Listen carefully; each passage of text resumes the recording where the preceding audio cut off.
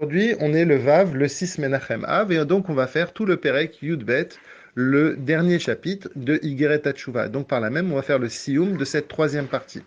Igeret Hatshuva, comme son nom l'indique, ça parle de la Tshuva. Donc on a vu ensemble qu'il y a deux sortes de Tshuva. Il y a ce qu'on appelle la petite Tshuva, Tshuva Tata, qui est la prise de conscience de nos forces et de nos faiblesses. Et ensuite, on peut arriver, on peut accéder, une fois qu'on a conscience justement de notre situation, on peut établir une relation saine et sincère avec Hachem, ce qu'on appelle Tshuva Ilaha, dans la façon de faire nos mitzvot.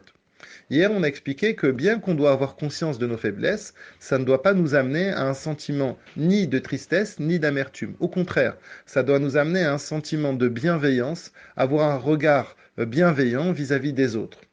Et par là même, le Hadmorazaken nous a dit hier que, en plus, ça peut nous amener aussi à un sentiment de joie. Et c'est ce qu'on veut essayer de comprendre dans le Perek Yudbet d'aujourd'hui, comment cette prise de conscience peut nous amener justement à un sentiment de joie. Et il commence en disant que on doit regarder les choses différemment. On doit considérer que tous les événements que nous avons, la vie qui nous a été donnée, c'est un cadeau d'Hachem. Si on peut donner un exemple par rapport à ça, on pourrait donner l'exemple d'un enfant qui rentre chez lui le soir.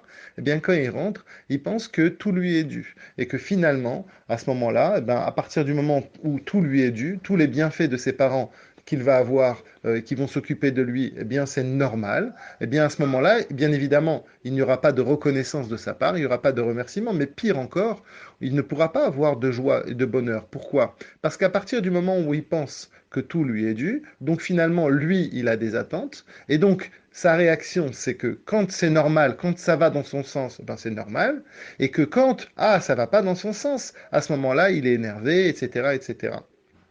Il n'a pas compris qu'en vérité, tout ce que ses parents lui donnent, c'est pas le fruit du tout de son travail personnel, c'est le fruit de l'amour que ses parents ont pour lui.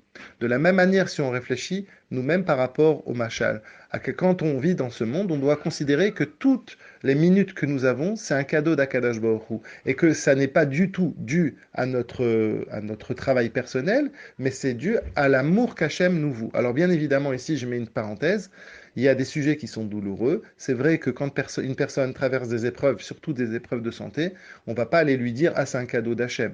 Ici on parle d'un travail personnel que chacun doit avoir avec soi-même.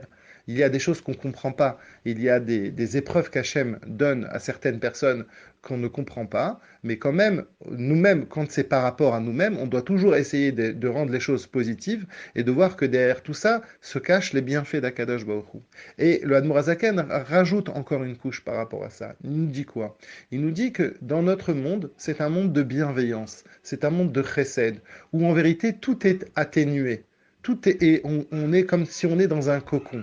Il donne l'exemple, il dit que par exemple, quand on voit que une ombre du soleil, elle va bouger de 10 centimètres, eh bien on peut penser que ah, elle a bougé que de 10 centimètres. Mais si on regarde combien il a fallu pour que cette ombre bouge, eh bien, il a fallu que le Soleil bouge de milliers de kilomètres. Et donc, par conséquent, quand on regarde ce monde, on s'aperçoit que finalement, tous les effets, eh bien, il y a un esprit de cocon d'Akadash Baruch Hu. C'est un peu le même exemple qu'on avait dit avec la maison. À partir du moment où des parents vont éduquer leur enfant à ne pas être égoïste, et ils vont lui donner beaucoup d'amour, mais ils vont aussi lui donner des responsabilités.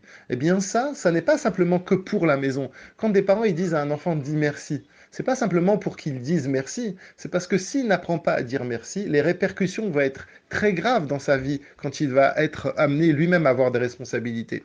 De la même manière, Hachem nous dit, dans ce monde, tout est tempéré. Eh bien, il faut savoir une chose, c'est que par exemple, les épreuves que Eov il a eues, il en a eu 70 ans d'épreuves, eh bien on dit que même un instant au Gehinnom, c'est pire que tous les 70 ans d'épreuves. En d'autres termes, on doit réfléchir comme ça. On doit se dire, pourquoi je dois être heureux? Parce que ici on est dans un monde de chesed, où Hachem il m'apprend à faire des choses, et que j'ai le droit à faire des erreurs, j'ai le droit à me tromper, j'ai le droit, entre guillemets, à faire des avérotes, mais je dois être sincère et je dois revenir vers la tchouva. Et ça doit me rendre joyeux, parce que c'est dans ce monde qui est un petit laboratoire dans lequel je peux expérimenter les choses, être meilleur, et que surtout, et c'est ça qui est très important de comprendre, c'est qu'il y a des grandes répercussions, autant dans le mal que dans le bien aussi. Les répercussions, c'est que quand on apprend à être meilleur, par exemple, encore une fois avec l'exemple d'un enfant, quand un enfant il a été bien éduqué, eh bien il devient un adulte qui est conscient et qui est capable aussi de donner beaucoup à son entourage, il est capable d'illuminer les autres. Et de la même manière,